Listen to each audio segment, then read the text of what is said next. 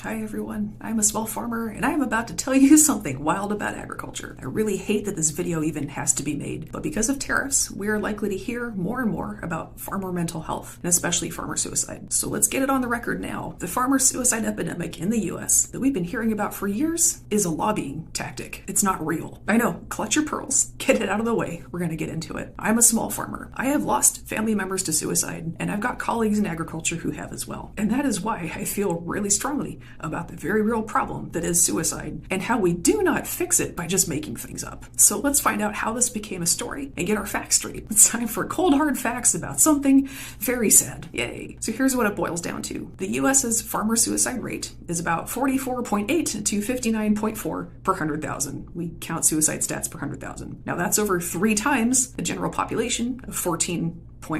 And if that's all the info you've got, then yeah, the scary headlines write themselves. But are farmers the general population? No, they're mostly older rural white men who own guns. Older rural white men in the US have a suicide rate around 45 or 46. And owning a gun is one of the strongest things you can do to increase your risk of suicide. So once you actually compare apples to apples, the US farmer suicide rate is not an epidemic. It's just normal for the demographic. By the way, all the sources I'm using will be in the links, comments, description, whatever. So we have a very real public health situation going on here for older rural white men. And most older rural white men in the US are not farmers. Calling the suicide epidemic a farmer problem is serious malpractice. It's a great way to make sure that most of the people who need mental health resources never get them. It's a great way to make sure that most of the people who need them get overlooked. It's also a great way to make sure that lots of people with higher risks of suicide never even get noticed or seen. So while we're comparing apples to apples, let's look at jobs with higher suicide risks. A lot of them are going to be male-dominated trades and/or rural jobs that are not farming. Now, if we break it out by job, farmers are not even in the top 20 of rural blue-collar jobs by suicide risk. Now, I know that goes against a lot of farm lobby talking points that you may have heard over the years, but as they say, the facts don't care about our feelings. And I know lots of people are curious about farm worker stats, but this paper doesn't break farm worker out as a job. There's a missed farm worker category, but no way to tell how many farm workers it includes. And this keeps happening. It is very rare to see farm worker suicide stats reported clearly. Anyway, this is a very abbreviated list using 2021 data. Full list is in the CDC publication, linked in the comments, whatever. Now, money's not everything, but since so much of the coverage on farm suicide frames it as being caused by economic despair, all right,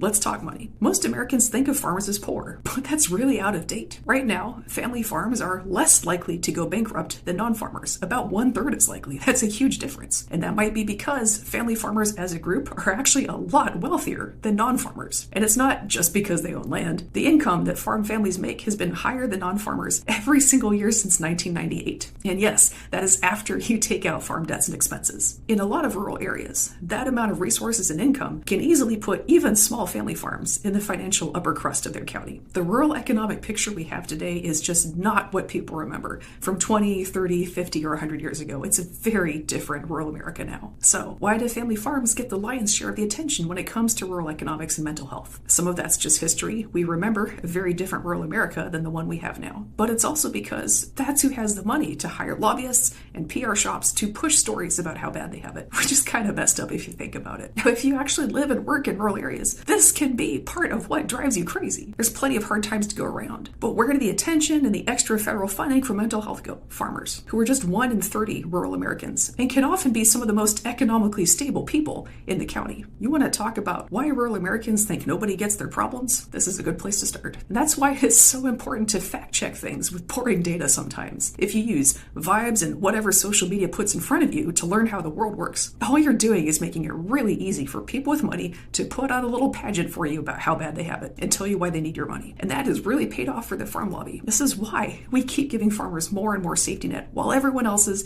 including their own rural neighbors, is being taken away. It's because farmers already have the money for PR. We should always be more worried about the people we're not hearing about. We need to be a little less worried about the people we're always seeing in the ads and a little more worried about the people we are not hearing from. Advocating for agriculture is great, but if we're doing it in a way that pushes our own neighbors who have the same needs aside, but if we're just plain making things up, that's not advocacy. That's just lying and stepping on our neighbors for money. That is not how you build a stable rural economy, and it's definitely not how you build community. If we really want to fix rural mental health, we're going to have to do better than this.